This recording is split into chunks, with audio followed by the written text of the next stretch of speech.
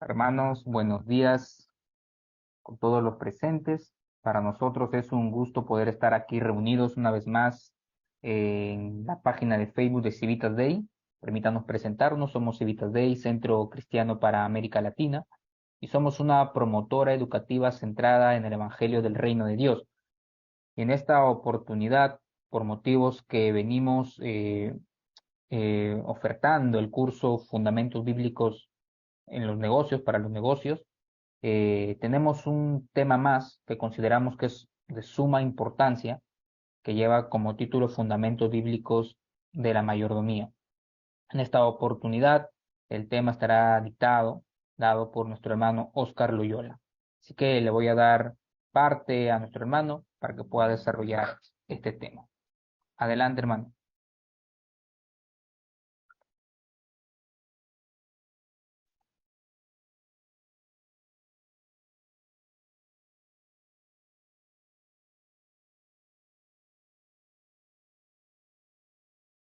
Sí, se ve mi pantalla.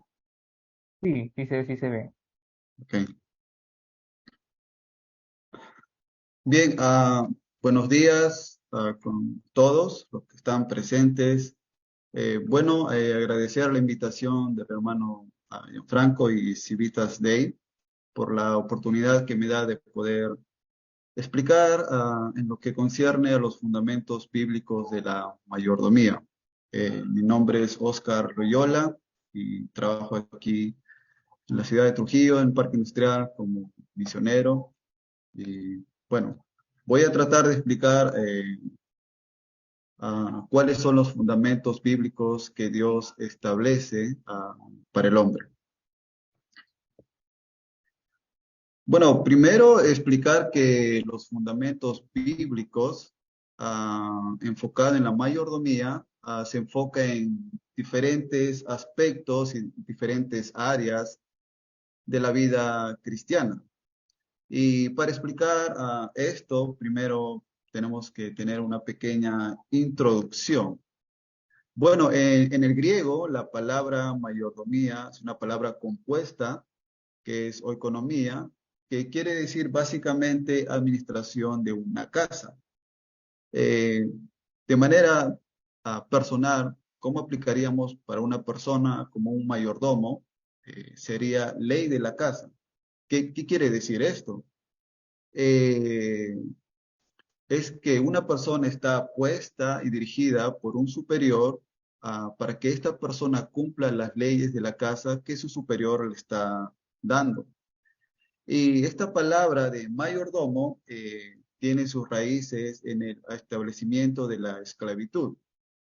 Entonces, para tener una pequeña idea, ah, estas, la palabra mayordomo se forma cuando antes los dueños tenían, por ejemplo, casas grandes, chacras, ganados, obreros, y debido a que tenían tanta trabajo por hacer, ellos nombraban a un esclavo. Este esclavo tenía el trabajo de mayordomo, que era administrar los bienes y recursos de su amo. Bueno, si tienes tu Biblia, te animo, por favor, a leer conmigo Génesis 1 del 26 al 28 para poder dar la introducción. Perdón. Bien, Génesis 1, 26. Entonces dijo Dios, hagamos al hombre a nuestra imagen, conforme a nuestra semejanza, y señoré en los peces del mar, en las aves de los cielos, en las bestias, en toda la tierra, y en todo animal que se arrastra sobre la tierra. Y creó Dios al hombre a su imagen, a imagen de Dios lo creó. Varón y hembra los creó. Y los bendijo Dios y les dijo, fructificad y multiplicaos, y sojuzgadla, y señorear en los peces del mar, en las aves de los cielos, y en todas las bestias que se mueven sobre la tierra.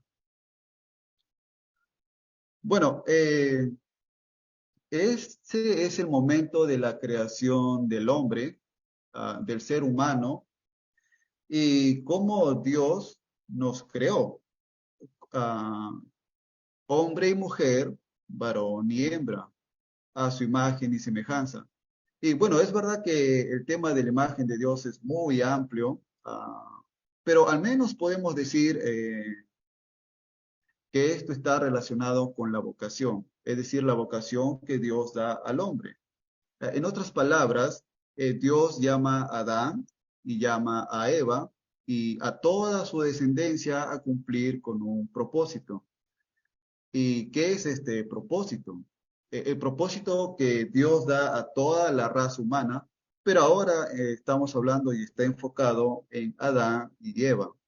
Y el propósito es tomar dominio, es decir, seguir con todo el trabajo que Dios ha hecho, ¿verdad? En los días de la creación, Dios ha trabajado, pero el propósito de tomar dominio es que el hombre lo lleve a algo cada vez mejor, algo más hermoso, más bonito.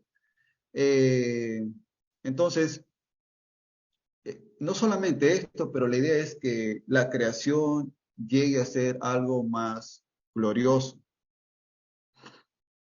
Bueno, en otras palabras, ¿qué nos quiere decir Génesis? Dios quiere que el hombre sea su virrey, es decir, el Dios actuando como el gran rey, ah, y el hombre actuando como su virrey aquí en la tierra, administrando y siendo mayordomo.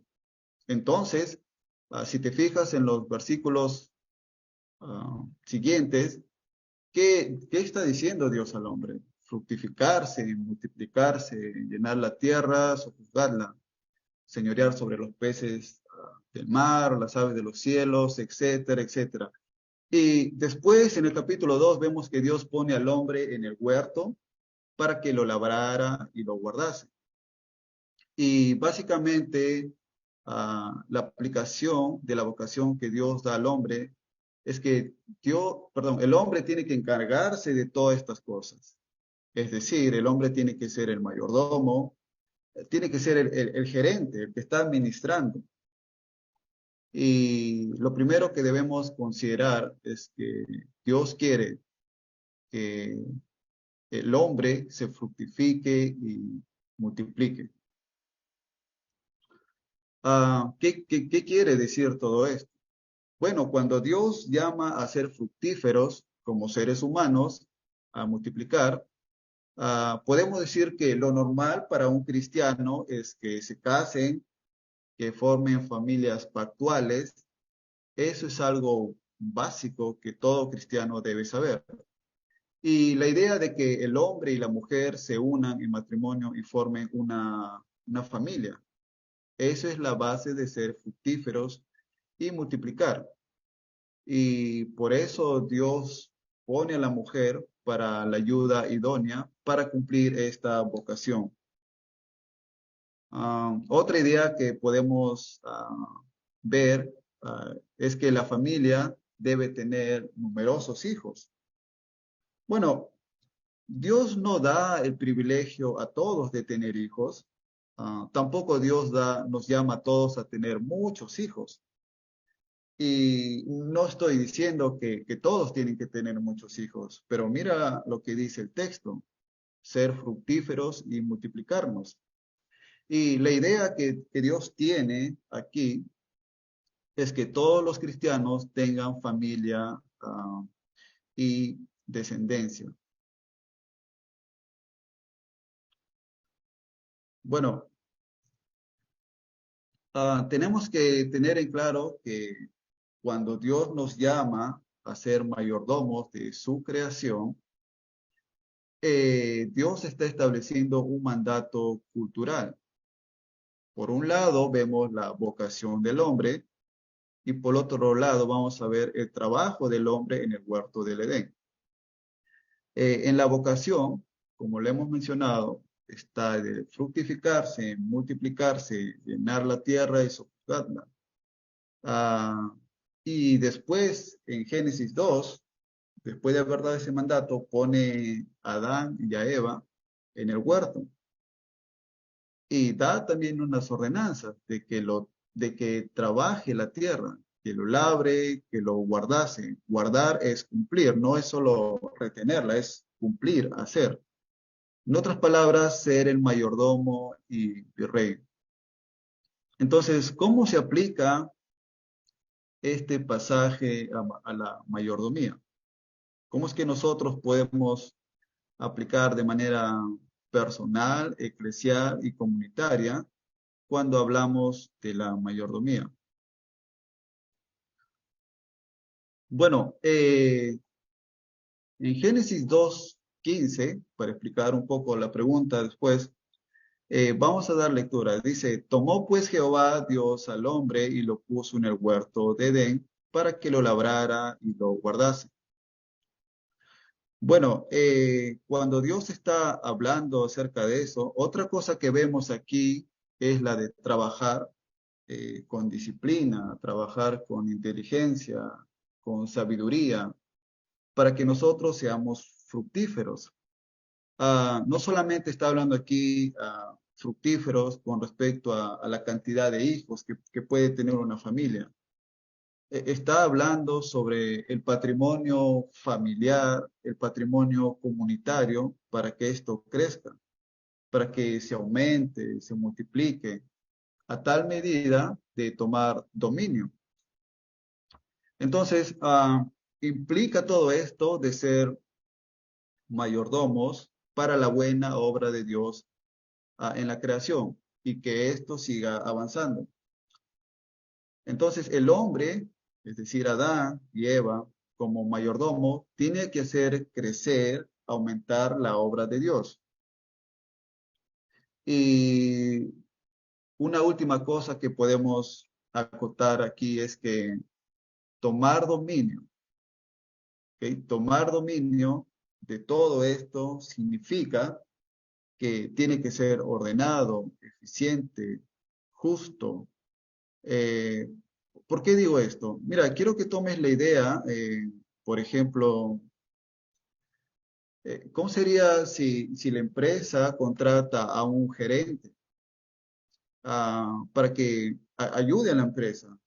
Pero el gerente no tiene ideas ordenadas, eh, las cosas no funcionan de manera eficiente, hay injusticia, ah, tiene una manera no formal de tratar a las personas, eh, tiene dificultades en su oficina, hay basura por todo lado, entonces la empresa no va a estar feliz y probablemente este gerente ah, va a ser quitado. Entonces, tomar dominio y encargar a Adán implica todo esto. Y ustedes pueden ver aquí en las imágenes. Ah, Adán tenía que ser disciplinado, tenía que ser inteligente y obtener la sabiduría por parte de Dios. Tenía que tener un patrimonio familiar y comunitario, porque esta ordenanza no solamente aplica a Adán y a Eva, sino que está aplicando a toda la descendencia. Y, y otra cosa que Adán y Eva tenían que hacer en el huerto es que tenía que estar ordenado, eficiente y justo.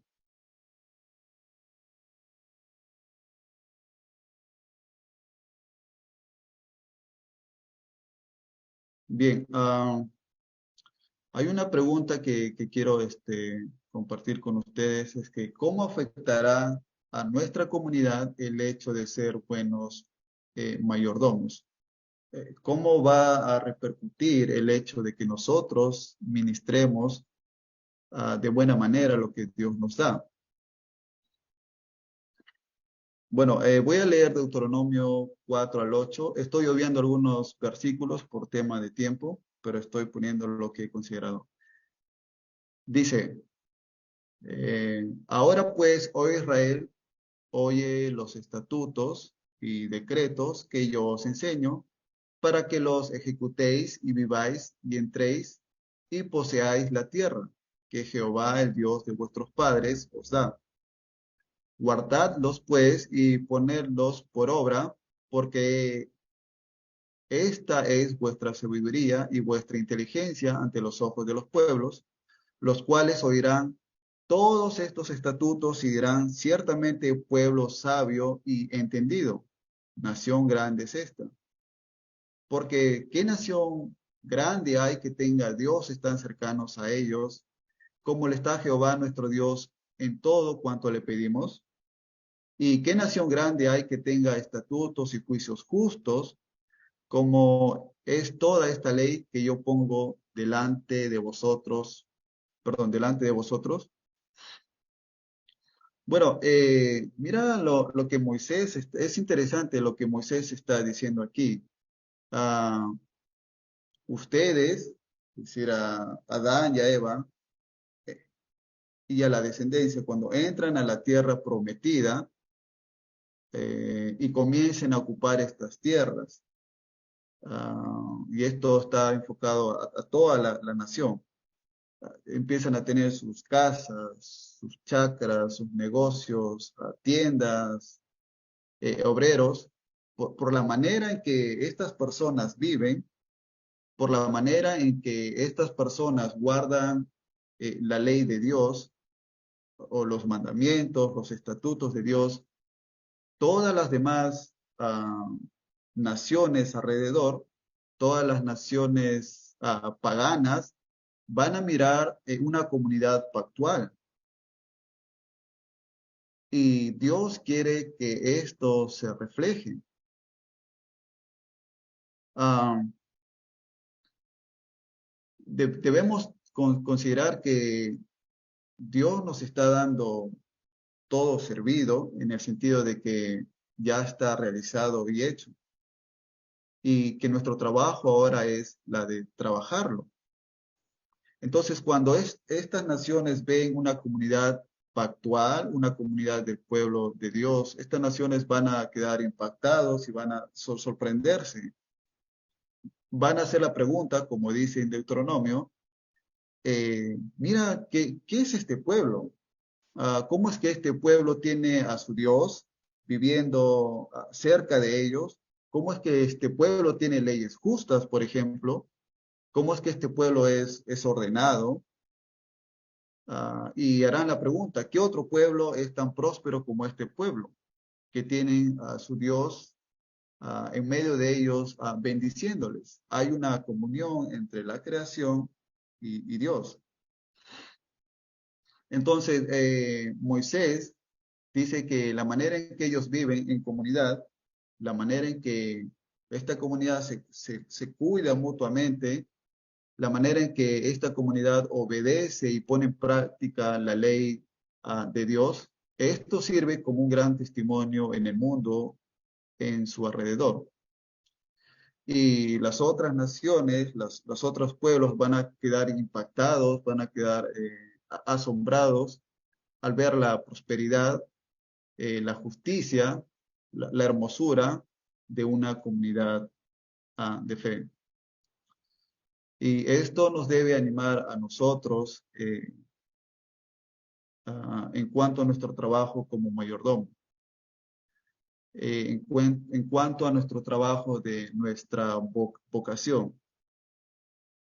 Estaba preguntando bueno, yo estoy enseñando a algunos adolescentes y jóvenes y a veces les pregunto, ¿qué es tu vocación? Y su respuesta que les viene a la mente es una carrera. Ah, Me responden, quiero ser abogado, administrador, carpintero, etcétera, etcétera. Y tienen una idea limitada de qué es lo que significa ser un mayordomo. Y no saben que la mayordomía y la vocación ocupa todas las áreas de nuestra vida. Entonces, puse esta pequeña frase aquí. Dice, tener vida cristiana que refleje el carácter de Dios, guardando sus estatutos, para tener un pueblo próspero, una comunidad pactual, a Dios viviendo con ellos.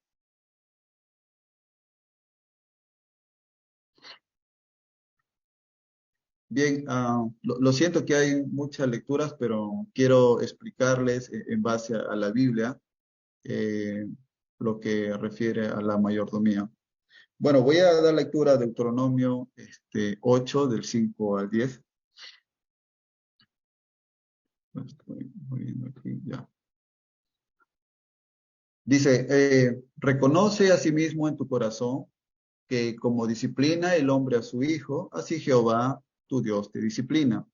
Guardarás pues los mandamientos de Jehová tu Dios, andando en sus caminos y temiéndole, porque Jehová tu Dios te introduce en la tierra, en buena tierra, tierra de arroyos, de aguas, de fuentes y de manantiales que brotan en vegas y montes, tierra de trigo, de cebada, de vides, higueras y granados, tierra de olivos, de aceite, de miel, tierra en la cual no comerás pan con escasez, ni te faltará nada en ella. Tierra cuyas piedras son hierro, y de cuyos montes sacarás cobre, y comerás y te saciarás. Y bendecirás a Jehová tu Dios por la buena tierra que te ha dado. Y es interesante cómo Moisés está tratando de explicar uh, cómo nosotros somos tan afortunados y tan bendecidos de recibir todo esto por parte de nuestro gran rey. Mira esta frase que está diciendo aquí Moisés, eh, porque Él te da poder para hacer riquezas. Interesante. ¿Cómo es que tú y yo podemos prosperar económicamente? ¿Cómo es que la iglesia puede prosperar económicamente? ¿Cómo es que la comunidad puede prosperar económicamente? Bueno, no lo hacemos por nuestras propias fuerzas. Nosotros lo hacemos porque Dios es quien nos da el poder para hacer riquezas. Como dije, Dios ya lo ha dado todo ya. Bueno, eso quiere decir que Dios quiere un pueblo próspero, no quiere un pueblo con pobreza. Dios quiere que su pueblo sea rico y no hay nada malo en esto. Por ejemplo, cuando el Evangelio o la doctrina de la prosperidad habla mucho de que Dios quiere que todos y cada uno de nosotros obtengamos riquezas o seamos ricos, por ejemplo.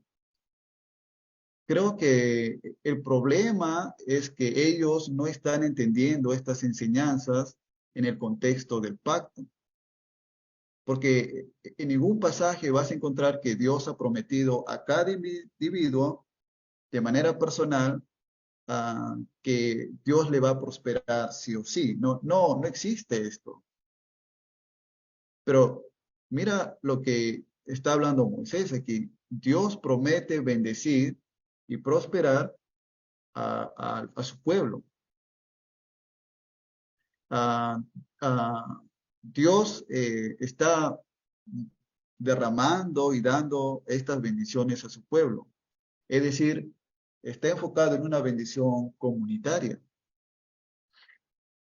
Así que cuando este pueblo le es fiel, cuando este pueblo le obedece, cuando este pueblo sigue los caminos de Dios, cuando este pueblo no adora a otros dioses, cuando este pueblo no se dedica a la idolatría, por ejemplo, sino que cuando el pueblo se dedica a glorificar a Dios en toda su vida comunitaria, entonces Dios hará que esta comunidad prospere, que la iglesia prospere.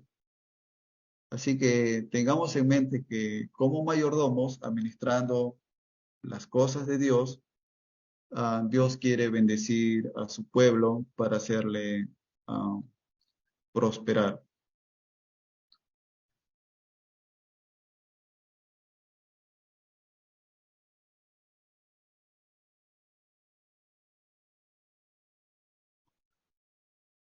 Bien, siguiendo con Deuteronomio 8:11 y del 18 al 19, dice lo siguiente.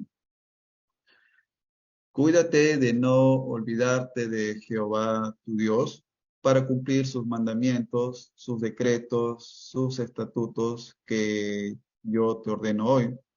Sino acuérdate de Jehová tu Dios, porque Él te da el poder para hacer riquezas. Entonces, lo que expliqué hace un momento, Dios te da el poder para hacer riquezas, ah, a fin de confirmar su pacto que juró a tus padres, como en este día.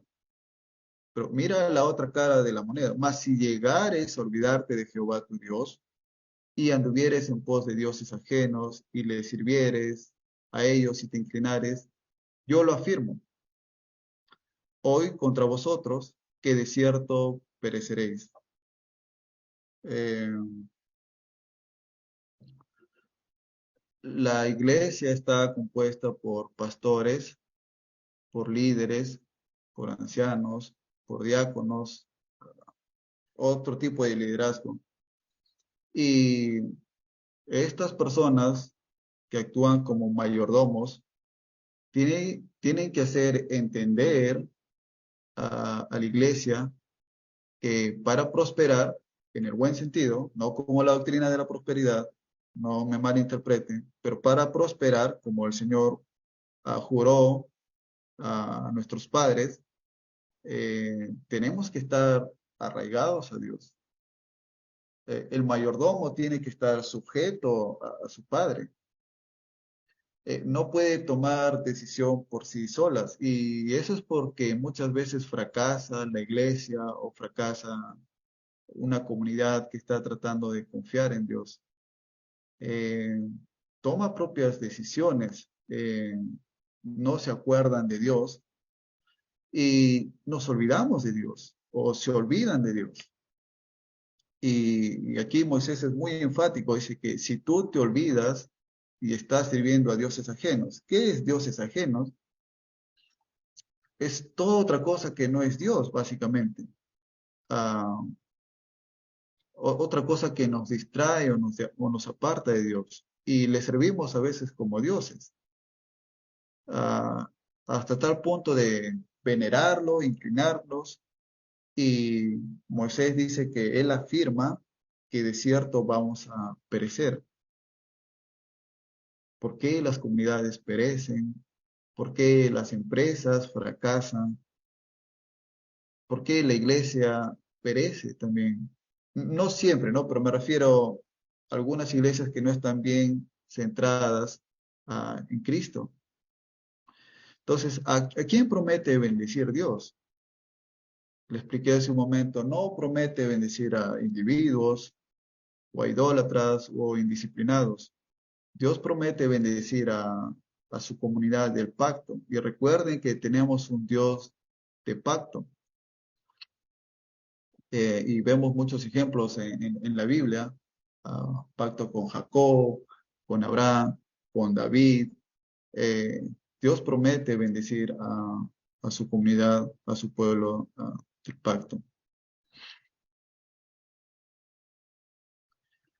Bien, estamos estudiando, aprendiendo un poco acerca de la mayordomía y el título es Fundamentos.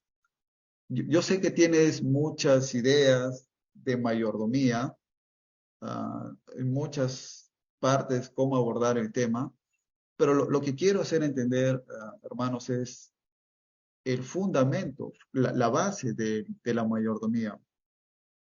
Entonces, ¿cómo y cuándo bendecirá Dios a su pueblo?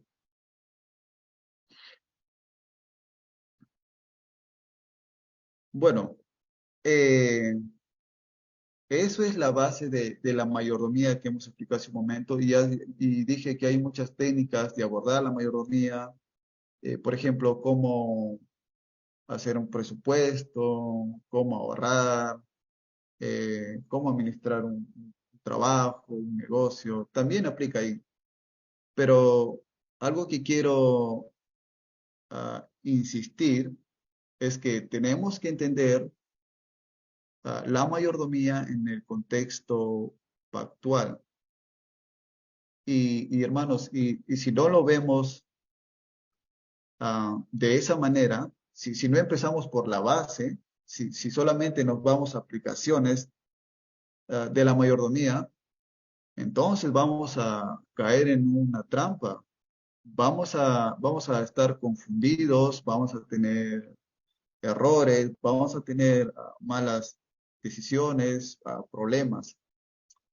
Pero si nosotros nos renovamos en la vida comunitaria, entre todos, como un pueblo de Dios, como un pueblo pactual, renovando nuestras familias, nuestros matrimonios, nuestra forma de criar hijos y toda nuestra vida comunitaria en la iglesia. Ah, si hacemos esto, vamos a ver la bendición de Dios. Vamos a ver la mano de Dios sobre nosotros. Así que vemos en Génesis cómo Dios después de la creación ha puesto a Adán y Eva y, y ha dado un mandato de que ellos ah, administren la creación de Dios para llevarlo a algo glorioso. Pero ¿sobre qué base? ¿Sobre qué base ah, el pueblo de Dios va a llevar la creación a algo glorioso? Bueno, eh, Dios dijo fructificarse, multiplicaos, y eso apunta a la familia, al de tener hijos. Ah, pero también, no solamente a la familia, trabajas en la familia, pero también eh, está la iglesia. Así que la iglesia también es un fundamento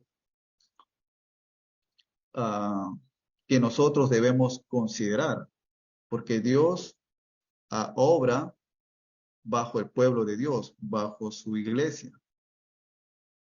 Y no solamente tiene que quedar en la familia, no solamente tiene que quedar en la iglesia, porque algunas iglesias son cerradas, ¿no? Prosperamos nosotros nada más. Pero ese no es el propósito de Dios. Cuando Dios hace el pacto, ah, Dios hace el pacto no solo con Adán y Eva, sino con toda la generación. Y esto tiene que repercutir, tiene que ser un testimonio para la comunidad. Entonces, hermanos, les animo a que nosotros podamos considerar estas cosas y que nosotros podamos ser conscientes ah, de que Dios nos ha dado estas bendiciones. Tenemos que ser conscientes de que Dios ha hecho su trabajo, algo especial, pero nos ha puesto a nosotros para trabajarlo.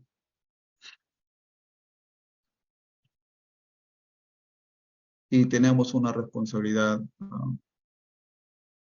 con ah, a la creación de Dios. Bueno, eh, quería mencionarles algunos ejemplos que nos da la Biblia con respecto a la mayordomía. Y hay muchos ejemplos que podemos tener, pero solo quiero mencionar algunos nada más del Antiguo Testamento, por ejemplo. Bueno, uno es el caso en Isaías, por ejemplo, Sebna, él era un mayordomo que estaba encargado de las finanzas, era tesorero en el tiempo del rey Ezequías. ¿Quién era esta persona? Bueno, él había recibido tanta autoridad, tanto poder para actuar como el mayordomo, pero este personaje aprovechó de su autoridad, aprovechó de su mayordomía al punto de querer construir en una peña su propia tumba y sabiendo que él era extranjero, porque más adelante él iba a ser enterrado en otro lugar. Pero bueno, aprovechó de eso y ah, por medio del profeta Isaías, Dios habla y lo quita. Entonces ahí vemos un mal ejemplo de mayordomía. Cuando recibes la mayordomía de Dios, tienes que recibir con tus brazos, con tus manos temblando, con temor. No un temor de miedo, un temor de respeto, un temor de gratitud. Tienes que recordar que estás recibiendo de Dios, no estás recibiendo de cualquier persona. Pero Eliaquín en Isaías, también en el mismo pasaje, es otro mayordomo quien sucede a Sebna. A Sebna le quita la mayordomía y lo destierra, pero Eliaquín toma su lugar. Y Eliaquín era un mayordomo, un hombre responsable, compasivo, con autoridad, y que se sujeta, su mayordomía se sujeta sobre su rey. Y vemos que ese es el ejemplo que nosotros tenemos que tomar. A veces tenemos la oportunidad de tomar un liderazgo, por ejemplo, y tanto poder asusta porque perdemos la humildad. Tanto poder en nuestras manos nos lleva por malas decisiones, pero tenemos que tomar un buen ejemplo de quién fue un buen mayordomo y esto apunta a Cristo. Bueno, el otro ejemplo es el salmista David. En el Salmo dice que todo le pertenece a Dios y todos, absolutamente todos, somos responsables. Mira, hermano,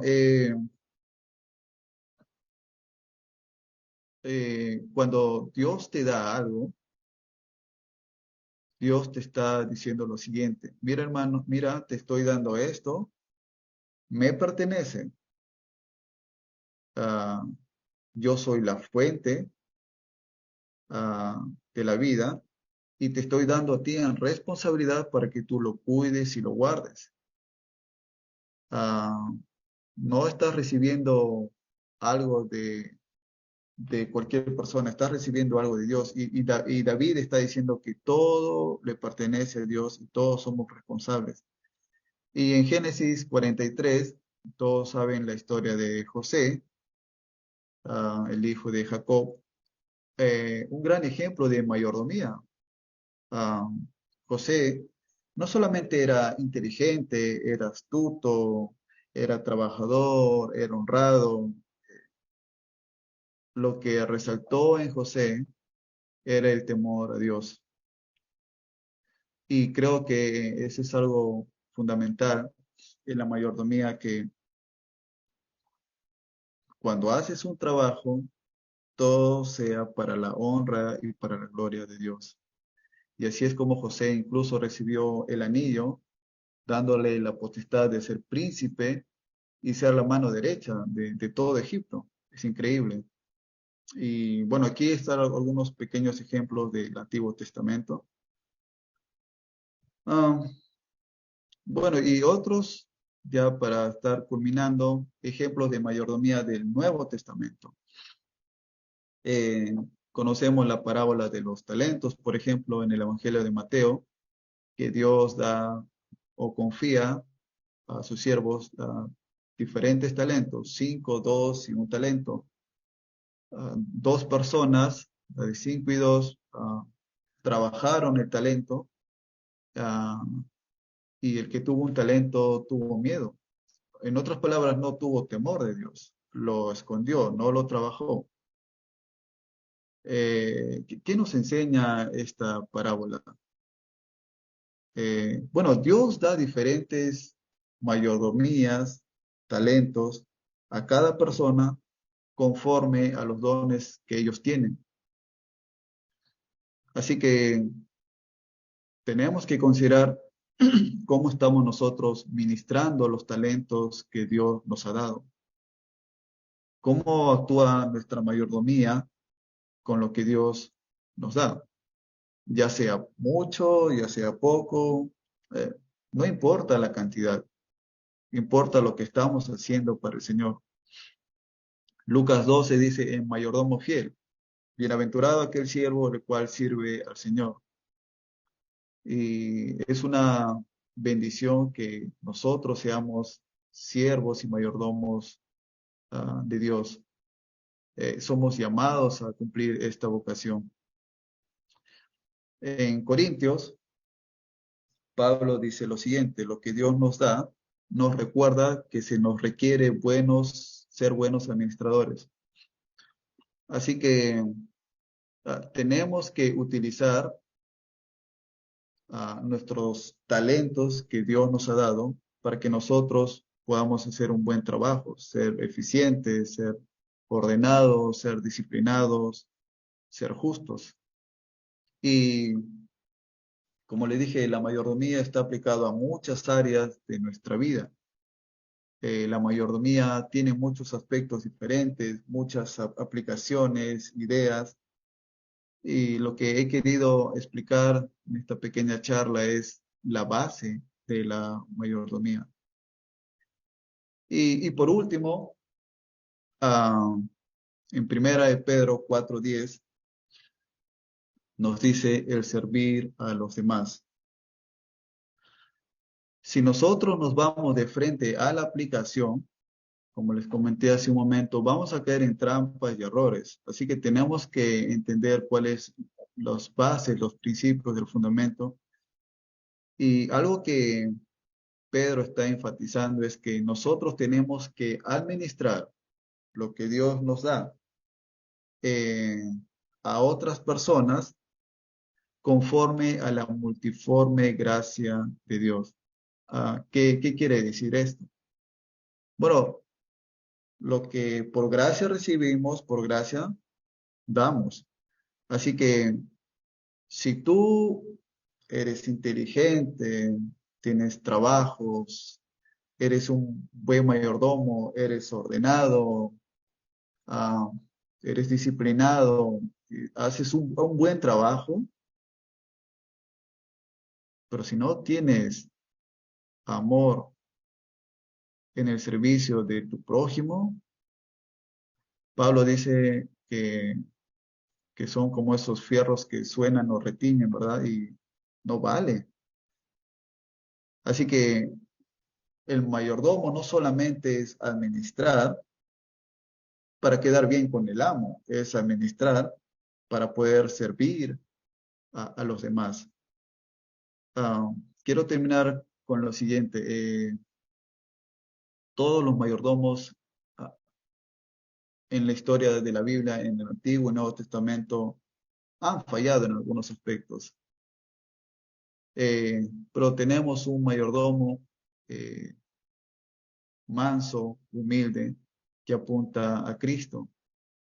Cristo no solamente cumplió el papel de rey, profeta y sacerdote, sino actuaba con una mayordomía que se preocupaba por todos, estaba sirviendo.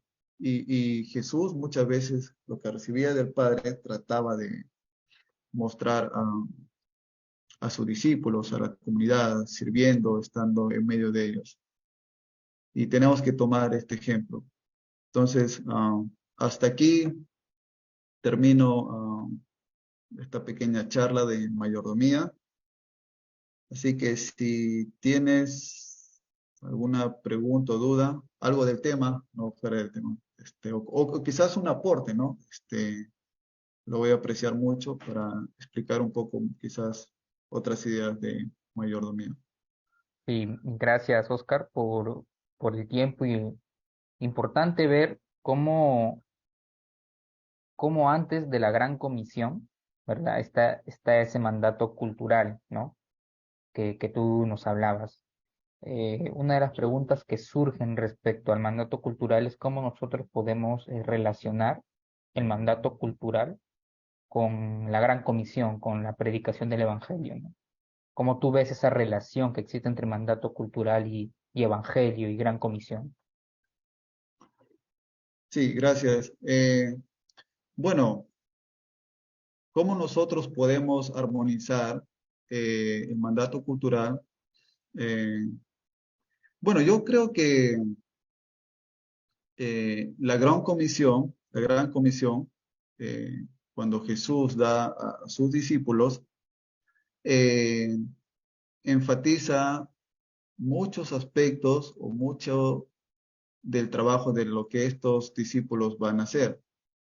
Y cuando Dios envía a estos discípulos a diferentes partes del mundo a predicar el Evangelio, no está diciendo Jesús solamente predica. Lo que Jesús está diciendo es que, mira, tienes que ser no solamente un buen predicador, sino aplicar la mayordomía que yo te estoy dando. Por ejemplo, cuando Jesús manda y da esta, empieza la gran comisión, Jesús está delegando autoridad. Y esta autoridad es la que estos discípulos reciben ah, por parte de Dios. Ahora la pregunta es, ¿cómo es que los discípulos lo administran? ¿Cómo es que los discípulos están recibiendo el encargo de Dios? Así que, como había explicado hace un momento, los discípulos tenían que haber sido disciplinados, instruidos, deberían haber recibido la sabiduría por parte de Dios y con toda esa base ir y predicar a todas las naciones. Así que podríamos también decirlo que estos discípulos encajaban con lo que refiere a la mayordomía. Estaban recibiendo la autoridad de Dios para predicar su palabra. Quizás hay muchas más ideas que pueden pensar o surgir, pero eso es lo que se me viene a la mente. Es que ellos aplicaban la mayordomía, no solamente siendo siervos, pero también reconociendo que los discípulos tenían la vocación de hacerlo. No era que voy a hacer por hacer, tenían esta vocación por parte de Dios. Sí, No y sé si ahí quiero, expliqué. ajá, sí, y ahí quiero entrarte quiero hacerte otra pregunta, porque tú hablabas respecto a vocación y mayordomía. ¿Qué relación hay? ¿Tú crees que yo puedo ser un buen mayordomo si estoy desarrollando una vocación equivocada? ¿O cómo podríamos encontrar nuestra verdadera vocación y en ese sentido también poder ser buenos mayordomos, ¿no? Sí, bien. Bueno, en mi experiencia, quizás corto de manera breve, yo soy administrador y terminé mi carrera de administración y por muchos años estuve, quizás por 2 o 3 años estuve trabajando en mi carrera con lo que concierne. Y en un momento yo me puse a pensar y dije lo siguiente, ¿qué estoy haciendo con mi carrera? ¿Para qué estudié? Y tuve mucha ayuda por parte de algunos líderes o pastores que me decían lo siguiente, ¿estás sirviendo con tu vocación a Dios?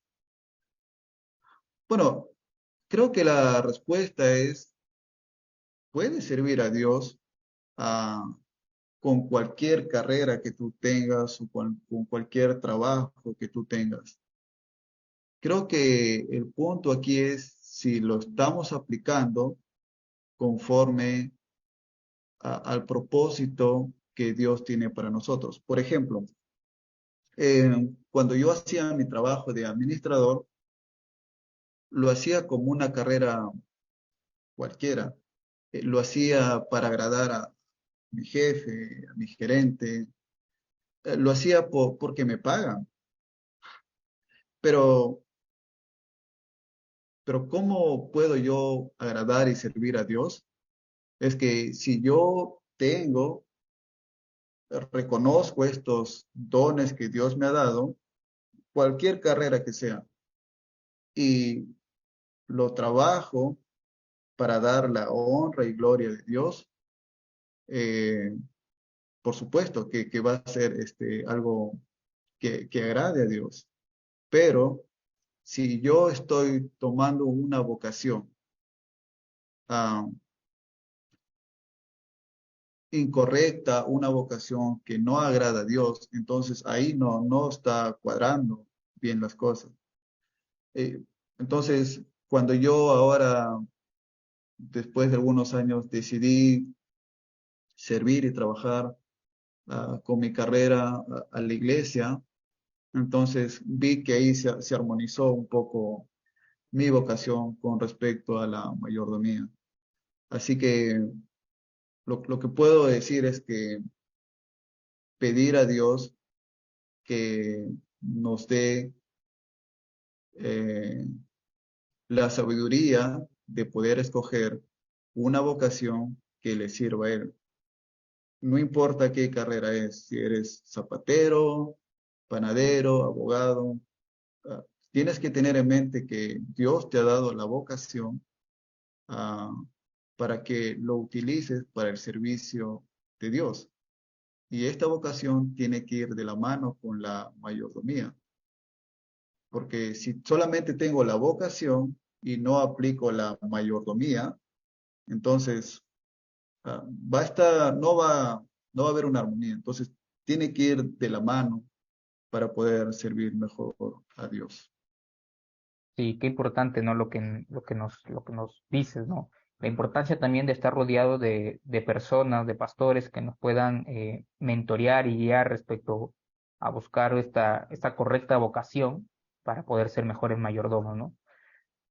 Antes de tu ponencia, tu tema que has dado, muchas veces relacionábamos lo que es mayordomía a solamente dinero, ¿no? O en parte en América Latina, mayordomía es ofrendas, ofrendar bien, diezmar bien para los hermanos que diezman, y todo lo relacionábamos con dinero. Hoy tú nos amplías ese panorama respecto a mayordomía y lo haces a la luz del mandato cultural, ¿no? Tema que es un poco tocado, desarrollado en esta parte de América Latina. Entonces, para ti es, para ti obviamente es de suma importancia partir del mandato cultural, ¿verdad? Para poder sacar una buena teología bíblica de la mayordomía, ¿no? Sí, sí, mira, es curioso, tienes mucha razón. Cuando escuchamos la palabra mayordomía, relacionamos a negocios, empresas, a dinero, o quizás la ofrenda o diezmo, y de verdad no está mal, no está mal tener esto en mente, pero si no entendemos a raíz de las escrituras, cuando Dios pone a Adán y Eva, los crea, les da un mandato, y este mandato automáticamente ya está apareciendo la palabra mayordomía, que Dios ya está dando un trabajo a Adán y Eva. Así que, como dije, no está mal pensar en eso. Se puede hacer otro estudio de cómo sería la manera correcta de ofrendar, cómo sería la manera correcta de ayudar a los más necesitados, cómo sería la manera correcta de servir en la iglesia, en los negocios, pero eso yo diría es más tema de estudio y aplicación. Lo que tenemos que tener en cuenta es la la base fundamental de la mayordomía. Y quizás aprovecho en decirte que algunos principios que se me viene a la mayordomía es que primero tenemos que reconocer que Dios es el creador y es el soberano sobre toda la tierra. Y segundo, que Él ejerce autoridad y dominio por sobre la autoridad terrenal. Tercero, podríamos decir que Dios delega, delega trabajo y el hombre tiene que cumplir y hacer ese trabajo. Entonces, tenemos que ir por la raíz, ¿verdad? Ir poco a poco. Y cuando ya tenemos esto en mente, creo que ahí podríamos desarrollar lo que tú comentas, aplicar ya en muchas áreas de la vida, de ofrendar, de diezmar, de apoyar a la iglesia, a los necesitados, a la comunidad, ¿no? Pero tenemos que saber la raíz. Y esto, en mi opinión, lo hice en base al mandato cultural. Gracias, Oscar, por este tiempo. Mm. Agradecerte por la presentación que has hecho, muy bueno, muy interesante, parte del mandato cultural que es muy importante, considero, para nosotros los cristianos y muy descuidado, por cierto, también por nosotros. Y qué bueno que abres este panorama para poder conversar más sobre el mandato cultural y la relación que tiene con la Gran Comisión y el Evangelio. Bien, Oscar, cuéntanos qué es lo que haces tú acá en Trujillo, cuéntanos tus planes, cuéntanos a qué te dedicas y queremos conocerte un poco más. Oh, ya. Es chévere, es chévere. Bueno, actualmente trabajo como misionero eh, con mi esposa. Am, Estamos sirviendo ahora en la iglesia Cristo Redentor. Estamos trabajando ahí con diferentes ministerios, con niños, adolescentes, con jóvenes, con damas. En la misma iglesia estamos tratando de poner un granito de arena para la obra y también estamos trabajando también 5 y 2, un programa que ayuda y asesora a los ministerios para poder crear o formar y tener una disciplina con respecto a los negocios, ¿no? Un negocio enfocado en la Biblia. Eh, bueno, eso, soy, bueno, ya terminé mis estudios en el Areópago. eh, bueno, me falta estudiar mucho más, todavía es algo pequeño, pero sí, creo que eso, y de verdad no sé qué más explicar, pero estamos trabajando aquí cualquier cosa. Pueden consultarnos a Scott Ross o a mi persona, estamos trabajando juntos y también asesoramos, por ejemplo, a programas de mujeres, donde les brindamos la ayuda para poder ellos planificar un pequeño negocio, emprender un pequeño negocio. Y este programa es un programa de costura. Nosotros enseñamos a planificar y las mujeres están desarrollando trabajos de costura y están visitando otros lugares de fuera de Trujillo, no solamente enseñando la costura, sino también predicando el Evangelio. Y así es como nos estamos desarrollando ah, en el trabajo para la obra de Dios. Buenísimo, Oscar.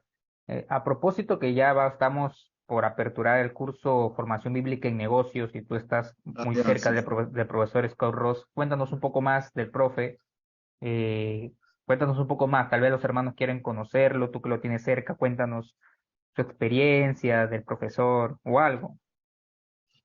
Sí, bueno, bueno, quizás solo para comentar que estuve hablando con él hace algunos días y estábamos pensando sobre este curso que se va a aperturar, ya falta días nada más. Eh, ¿Cómo es que enfoca lo que acabo de explicar porque lo que va a enseñar ya es algo más práctico, digamos, ¿no?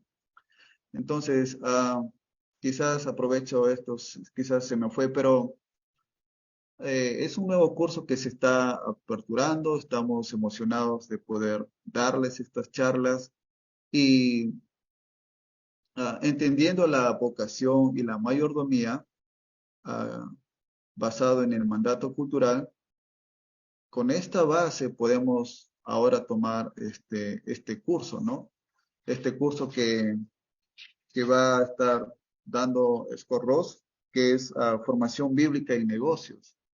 Entonces, qué bueno que se pudo dar esta charla, porque esto es la base, diría yo, para tener este curso, ¿no? Así que sí estamos tratando de ordenar los materiales para poder darles y servirles. Y les animo a los que están viendo o los que van a ver después a que puedan considerar eso, ¿no? Este curso no solamente está enfocado para formar negocios, sino para tomar buenas decisiones en la familia, con los amigos, en la iglesia, ah, en la comunidad, ¿no? Y sí, les animo a que ustedes puedan considerar este curso. No es un curso tan amplio, creo yo, y que este curso sirva de bendición para las personas, que nosotros podamos reconocer cuál es nuestra vocación y cómo nosotros podemos prosperar, como Dios lo promete en su pacto, mediante los negocios que glorifiquen a Dios. Listo, Oscar, agradecerte por tu tiempo, por tu espacio, por haber preparado el tema, agradecer también al ministerio que vienes desarrollando con el profesor Escorros. Y bueno, nos despedimos, hermanos, hacerles la invitación de que se puedan matricular a este curso de formación bíblica en negocio. Estamos a 2 semanas ya de poder empezar este curso y venimos nosotros siempre promoviendo estos cursos porque queremos que nosotros como buenos mayordomos o seamos buenos mayordomos del reino de Dios, cumpliendo nuestras vocaciones en las diferentes áreas que el Señor nos ha llamado. Muy agradecido, Oscar, y a tu ministerio, y que el Señor nos bendiga. La próxima semana viene una clase abierta con el profesor Scott Ross con el tema Teología Bíblica del Trabajo y los Negocios para los hermanos que puedan conectarse. Va a ser una clase privada, pero abierta para todo aquel que quiere. Es decir, no va a ser transmitida en vivo, pero va a ser abierta para todos los hermanos que quieran escuchar y conversar con el profesor Scott Ross y con nuestro hermano Oscar. Listo, hermanos, un gusto verte de nuevo, Oscar, y el que el Señor me lo bendiga a cada uno de ustedes. Nos vemos hasta otra próxima oportunidad. Gracias, bendiciones. Chao.